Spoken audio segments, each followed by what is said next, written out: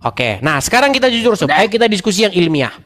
Gini, Sob. Bentar dulu, aku mau tanggapi dulu pernyataan kamu. Silakan. Biar Kristen-Kristen ini pada pintar gitu. Silakan. Kau saja tuh mengakui bahasa Yunani kagak ada kosakata Allah. Lalu ngapain Kristen Indonesia pakai Allah? Baik. Kau aja tahu tuh, gak ada. Pertanyaan yang bagus. Kata Allah, ngapain? Ya. Baik. Kristen Indonesia pakai kata Allah. Baik. Satu lagi, kau menunjukkan Quran surah As-Saff ayat 6. Quran itu bukan bahasa Ibrani. Quran itu bahasa Arab. Makanya kau buka Quran surah Ibrahim ayat 4. Pada saat itu Nabi Isa itu ngomong pakai bahasa apa? Jelas bukan bahasa Arab. Nih aku tampilkan dulu samamu ya. Saya udah tahu, Kita berdata gitu. Tidak ada seorang nabi. Bentar. Silakan. Kami tidak mengutus seorang rasul pun kecuali dengan bahasa kaumnya. Nabi Isa itu kagak pakai bahasa Arab, kawan. Apalagi pakai bahasa Indonesia. Lalu kenapa bahasa Yunani yang kagak ada kata Allah, kitab kalian ada kosakata Allah? Baik. Jelasin. Jawab ya? Sudah bisa saya jawab? Ya. Baik, terima kasih. Ya. Ini pertanyaan yang bagus ya. Pertanyaan yang bagus. Jadi begini, Sob. Pertama-tama, saya sendiri ya, Sob ya. Saya sendiri itu untuk ini demi kenyamanan kita bersama, saya sebenarnya setuju. Ini Sob, ini kamu saya ini begitu objektif, Sob ya. Saya sendiri, Sob, sebenarnya demi kenyamanan kita bersama, sesungguhnya kalau diadakan penerjemahan lagi yang baru, saya sangat setuju, Sob, bahwa kata Allah di dalam terjemahan Alkitab itu sebaiknya dibuang ke tong sampah. Saya setuju. Karena begini, Sob. Sepakat. Biar saya selesaikan dulu. LAI kalau baik, kayak gitu. Tenang, saya selesaikan dulu, Sob. Saya selesaikan. Kenapa, teman-teman? Karena kata Allah ini, teman-teman, sekalipun sebenarnya itu tidak merujuk kepada Allah, tetapi umat muslim ketika membaca itu, latah lidahnya membaca Allah itu jadi Allah. Contoh. Lalu, misalnya Yohanes pasal yang ke-17 ayat 3 yang sering dikutip sama orang muslim. Apalagi sama Juma. Dan inilah hidup yang kekal itu, yaitu mereka mengenal Engkau sebagai satu-satunya Allah yang benar. Nah, karena memang ini udah akut, teman-teman. Ini udah akut. Jadi umat muslim itu, teman-teman, makanya kemarin sempat saya bilang, tolong semua kembalikan mereka ke SD. Karena setiap ketemu kata Allah, dibaca sama mereka Allah. Akhirnya ini memang menimbulkan perdebatan. Jadi demi kebaikan bersama, sesungguhnya saya setuju bahwa kata Allah itu diganti saja. Supaya orang muslim tidak salah paham. Karena ketika kita mengatakan Yesus anak Allah, orang muslim tersinggung, teman-teman. Ketika kita berkata Yesus anak Allah. Karena orang muslim bacanya Yesus anak Allah. Padahal di dalam Bible tidak ada Yesus anak Allah. Yesus itu anak Elohim. Begitu. Ini sebenarnya untuk kebaikan kita bersama. Sebentar, Sob, biar saya selesaikan. Dalam hal ini saya setuju sama kamu. Kalau saya harus setuju, saya bilang harus setuju. Demi kebaikan kita bersama. Tapi begini, Sob. Yang saya mau ini kan. Kembali ke ayat surat Muhammad ayat yang keempat tadi. Tidaklah kami mengutus seorang rasul kecuali berdasarkan bahasa kaumnya. Nah, Isa itu diutus kepada Bani Israel. Dan dia berbahasa Ibrani. Bahwa akan datang nanti sesudahku seorang nabi kepada Bani Israel yang bernama Ahmad. Nah, menurut logika surat Muhammad ayat yang keempat itu, maka Ahmad itu yang diutus kepada Bani Israel harus berbahasa Ibrani. Nah, disinilah kesesatan kalian, sob. Saya tunjukkan. Surat Ibrahim ayat yang keempat. Ibrahim ayat yang keempat ya. Tadi yang barusan kamu bukakan. Kita buktikan bahwa sesungguhnya Ahmad itu pasti dia adalah Bani Israel. Tetapi umat muslim mengedit Ahmad jadi Muhammad dan merubah Ahmad jadi orang Arab. Perhatikan, sob. Oh, ini fundamental loh, sob. Nih ya. Oke. Kelihatan ya, sob ya. Dan kami tidak mengutus seorang rasul pun melainkan dengan bahasa kaumnya, supaya ia dapat memberi penjelasan dengan terang. Jadi menurut ayat ini, sob, nggak mungkin rasul itu berbahasa Jerman tapi diutus sama orang Indonesia. Betul? Tidak mungkin rasul itu berbahasa Arab tapi diutus kepada Bani Israel karena bahasanya tidak sama.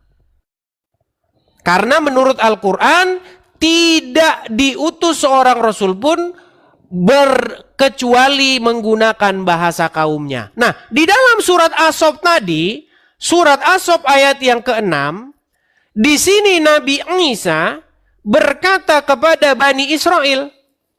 Nabi Isa berkata kepada Bani Israel, "Ya Bani Israel, sesungguhnya aku adalah utusan Allah kepadamu, membenarkan kitab sebelumku yaitu Taurat, dan memberi kabar gembira tentang datangnya seorang rasul yang akan datang sesudahku yang bernama Ahmad."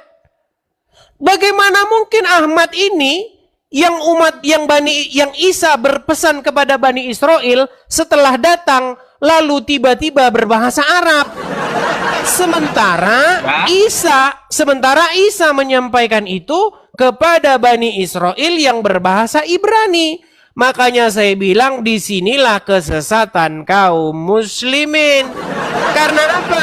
Karena sesungguhnya Ahmad ini pastilah datang kepada Bani Israel dan dia berbahasa Ibrani dan pastilah namanya bukan Muhammad. Maaf ya. Silakan. Giliranku. Jawab. Silakan. Jadi Al-Quran itu memang betul. Ya, memang betul, nggak ada keraguan di dalamnya. Karena apa? Dalam bahasa Ibrani di kitab kau aja di Kidung Agung ya, di situ ada kosakata Muhammadin, yaitu sesuatu yang menarik. Kosakata Ahmad itu akar katanya hamada ya, sesuatu yang menarik, yang terpuji. Jadi Biblemu aja Kidung Agung membenarkan Al-Quran ada kosakata Muhammad Hamada dalam bahasa Ibrani. Oke? Atau yang pertama tuh Disya. Yang pertama, jadi kau perlu tahu di kitab kau bahasa Ibraninya ada kosakata Hamada seperti yang di As-Saff ayat 6. Ada kosakata Muhammadin di kitab kau dalam bahasa Ibrani. Artinya apa? Betul yang dikatakan oleh Quran. Itu satu. Ya. Yang kedua, ya tadi katanya terjemahan dari Bible sekarang buang aja itu ke tong sampah. Sepakat, Dis. Coba aku minta tolong sama kamu. Ya, kamu bacain ini nih. Kamu bacanya kayak gimana, Dis? Mana? One. Nih. One. Kalau di Indonesia nyebutnya? One. One juga. Iya, Bang One, Bang One. Indonesia. Bahasa Indonesia One atau bahasa apa? Dalam bahasa Indonesia. Bahasa Ini Indonesia atau loh. bahasa Inggris? Ini Inggris. Kalau bahasa Inggris bacanya one. One. Kalau ke Indonesia? One. Siapa yang menyebutkan one? Ada one mande, onde mande, ada one. Aku mau kamu ambilkan contoh siapa yang menyebutkan one. Karena one bukan kosakata bahasa Indonesia, ya tidak ada. Begitulah Des ya, bahasa Inggrisnya Wan, kalaunya kosakata bahasa aslinya Allah, jangan kau ubah Allah. Udah betul bahasa Arabnya Allah, lalu kalian ubah Allah.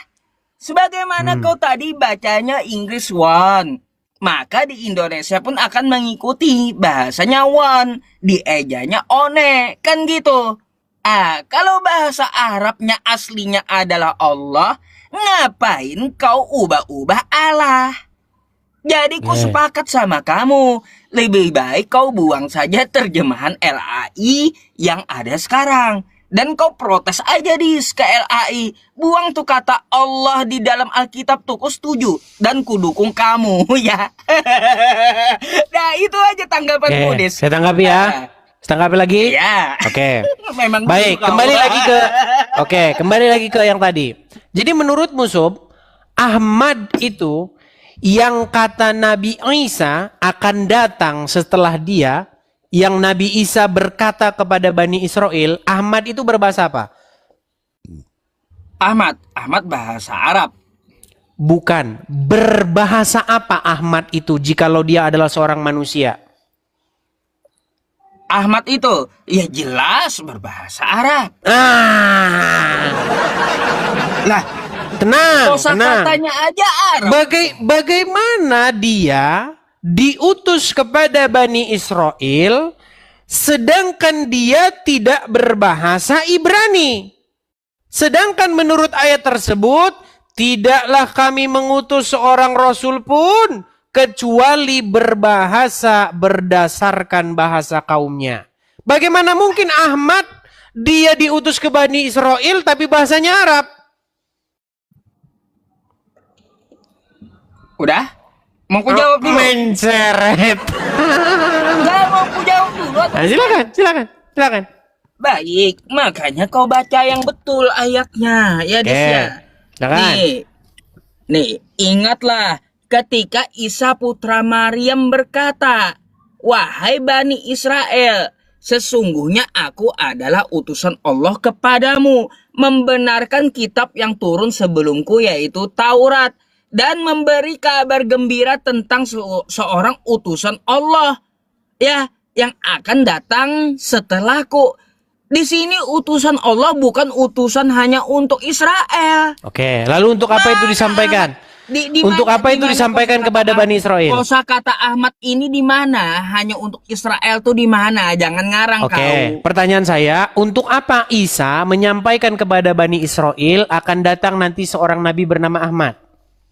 Ya iya, karena apa? Karena dia yang akan membenarkan ajaran Isa dan ajaran Nabi Musa. Oke, apakah Ahmad itu diutus kepada Bani Israel?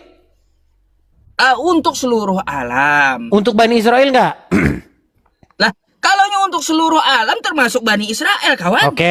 Oke, sekarang kembali ke surat Ibrahim ayat keempat. Kembali surat Ibrani ayat keempat. Ngapain pulang kau bolak-balik ya? Oke, menurut surat Ibrahim ayat yang keempat, tidaklah diutus seorang rasul pun, tidak satu pun rasul diutus kecuali berdasarkan bahasa kaumnya. Setuju? Iya. Oke. Muhammad diutus kepada kaum apa? Untuk seluruh manusia. Kepada kaum Bani Israel? Bukan untuk kaum, seluruh manusia. Iya, apakah ada rasul yang diutus tetapi bahasanya beda? Nabi Muhammad untuk seluruh manusia, bahasanya bahasa Arab. Berat. Ada ayatnya. Coba ya pahami dulu Sob, pelan-pelan Sob.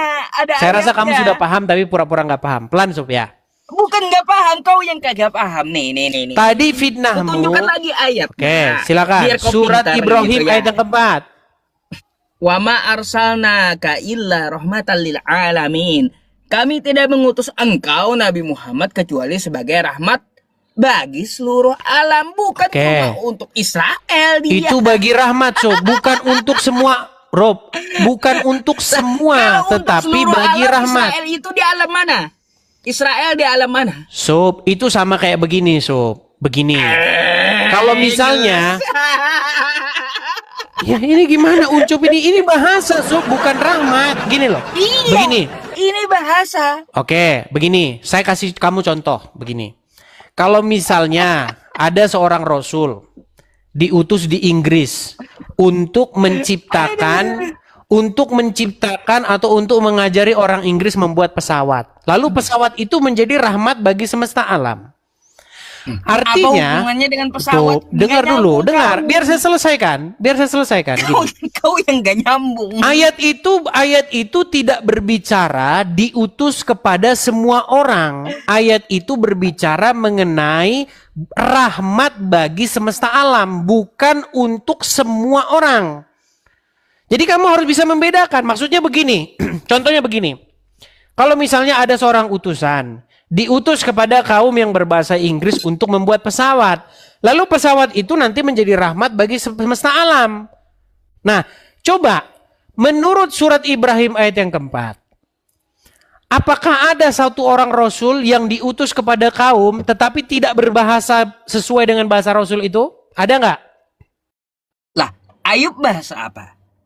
Kok lari ke Ayub sih Uncup nih? Ayub ada di Islam. Uncup. Bahasa apa Ayub? Ayo. Uncup. Dia orang mana dan bahasa apa? Jujur lah. Uncup. Biar Kristen pintar gitu. Kok kita lari kemana-mana sih? Bentar, satu-satu bahasan kita Uncup. Gitu. Sekarang ku tanya sama kamu. Begini loh, tenang dulu. Uncup. Menurut surat Ibrahim ayat yang keempat. Iya. Adakah Rasul yang dia itu diutus kepada satu umat? Ada. Oke, bukakan. Ibrahim ayat keempat. Ayub orang mana? Aku tanya sama kamu. Sebentar, saya bukakan dulu ya. Surat Ibrahim ayat yang keempat. Ucup ini lari-larian teman-teman. Ayub orang mana? Ayub orang mana? Ayub itu menurut surat Ayub pasal yang pertama, dia hidup di negeri. Sebentar. Tapi kamu mengalihkan topik loh, Sob. Itu bukan bahasa Ayub. Dulu Ayub itu orang mana? Baik. Saya bukakan Alkitab kita. Di manakah Ayub tinggal? Ayub pasal yang pertama ya. Kitab Ayub. Sebentar teman-teman.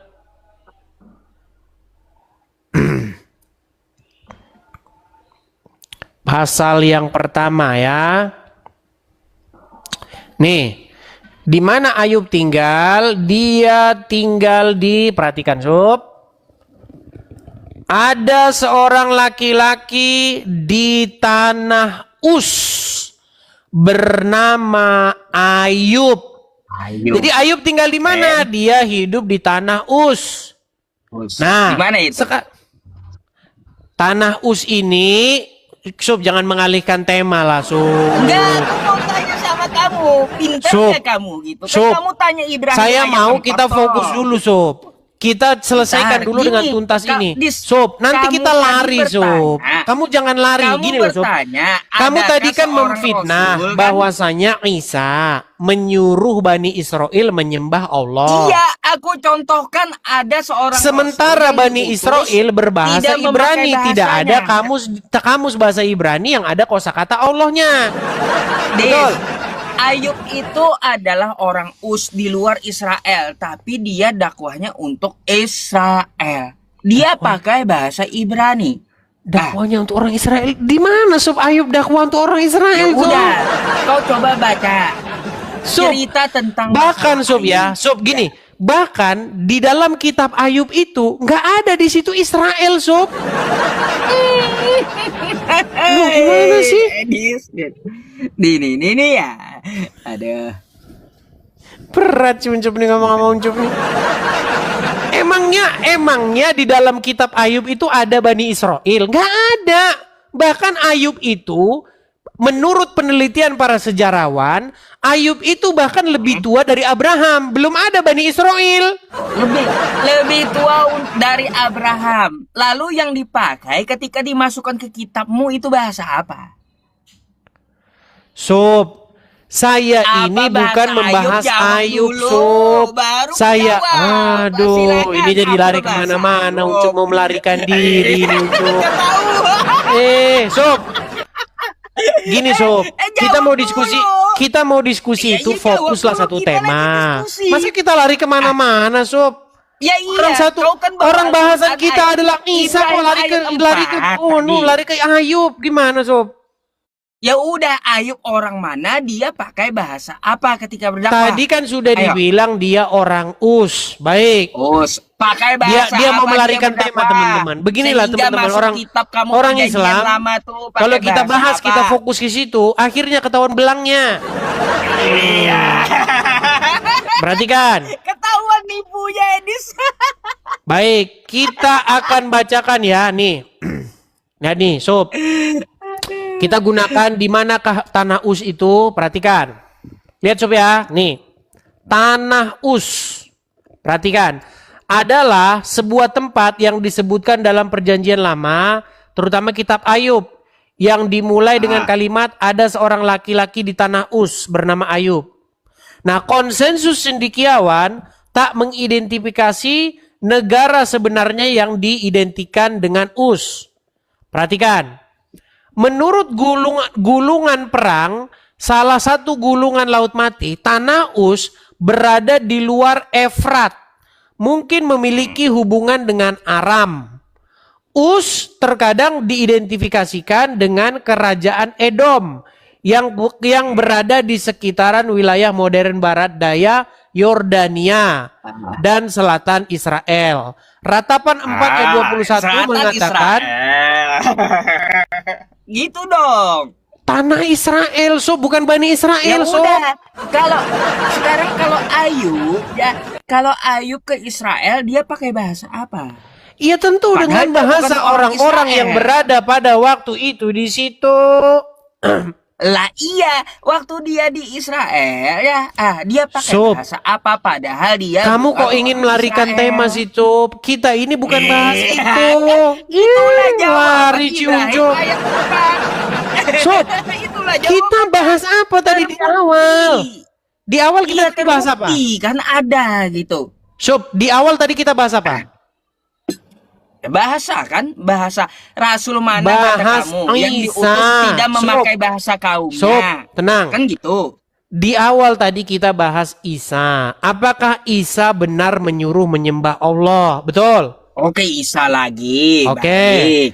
Sedangkan Isa, kamu tadi sudah setuju dia itu adalah orang Yahudi, Bani Israel. Setuju? Terus. Nah, dia berbahasa Ibrani. Orang Indonesia. Dia berbahasa Ibrani, setuju? Dia orang Indonesia. Nah, pakai bahasa Indonesia. Uncup nih. Loh, berat orang Uncup. Indonesia hapus. Baru akui dia orang Ibrani. Kayak gimana? Jadi saya mau pesan sama kamu begini Sob. Kalau kita mau jujuran ya. Aku kecuali kamu kan? ya. Dia ngomong terus dia panik teman-teman. Panik dia si Uncup. Kecuali kamu ya. Kecuali kamu menghapus dulu Isa itu dibikin kapan Sob? Ya. Nih ya. Baru aku akui dia orang Ibrani. Ini kan kok kamu rujukannya ke terjemahan? Ya. Lah makanya ku bilang Isa itu orang Indonesia. Oke, apakah kamu setuju sekarang untuk membuang segala terjemahan dulu? Hah? Berarti kita pun dibuang dulu. Kita nggak usah pakai terjemahan dulu gimana? Semuanya terjemahan. Kita nggak usah pakai terjemahan dulu gimana? Lalu dibuang semua kitab terjemahan Indonesia ini. Sob, itu diterjemahkan menjadi Isa. Kamu sepakati dulu.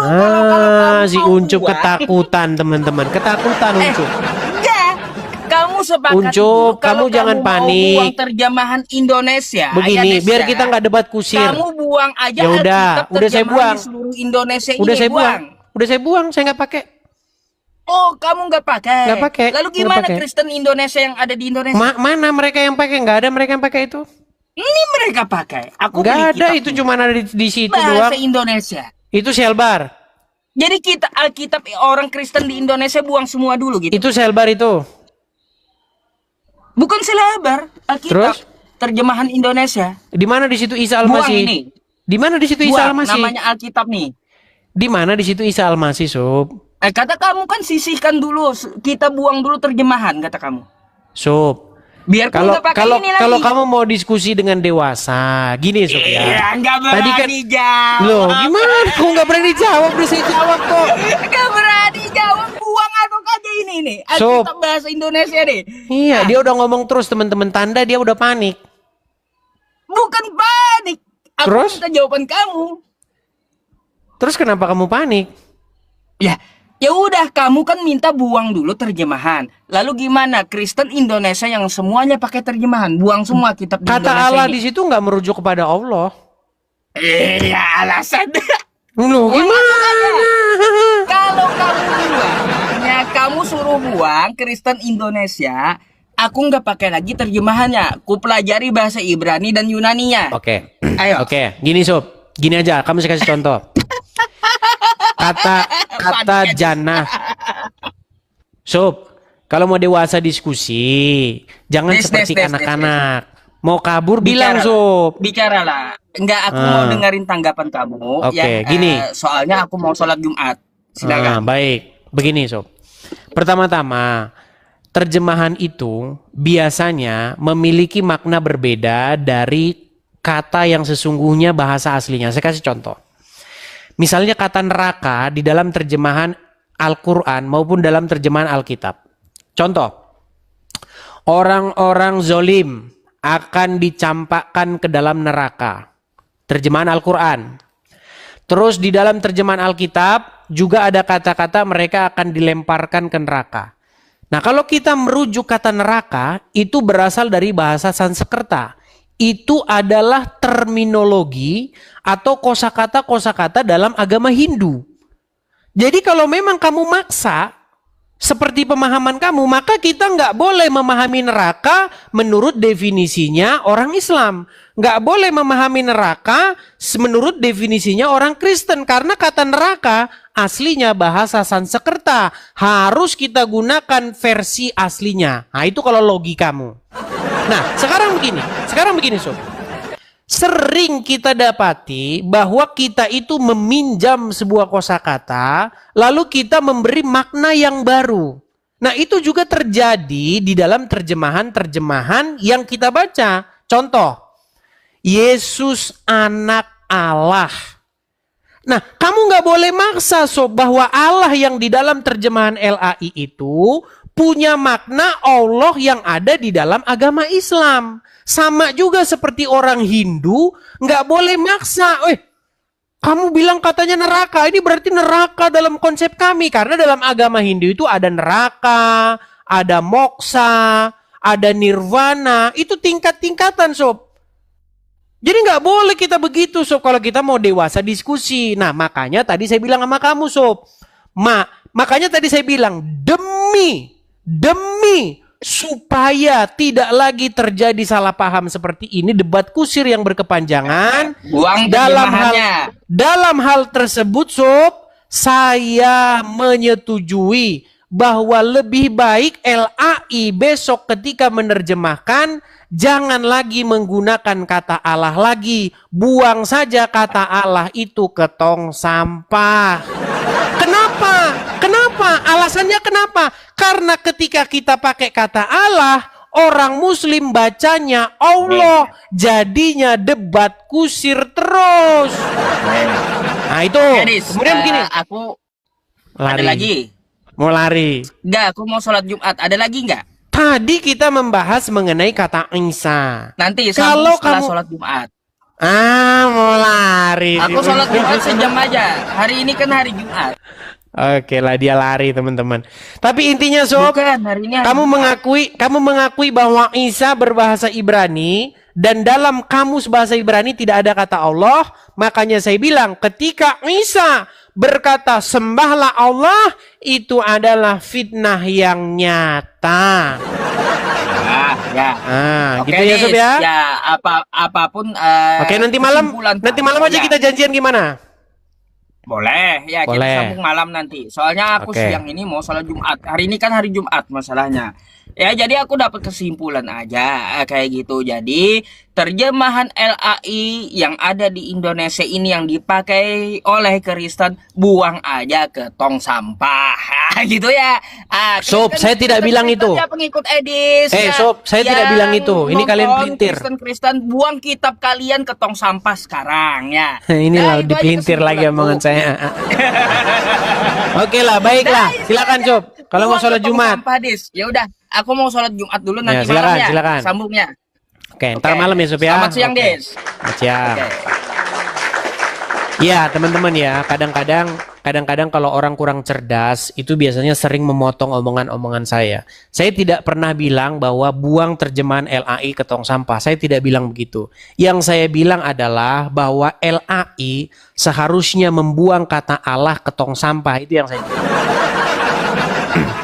Jadi teman-teman, kata-kata saya itu harus dicerna karena banyak orang ini nonton kadang-kadang dia sambil nuci. Atau nonton dia sambil nggak nyimak. Nah, akhirnya kalau kamu nonton tidak nyimak, tidak fokus, nanti kamu jadi pengikut Rudi Iskariot. Nah,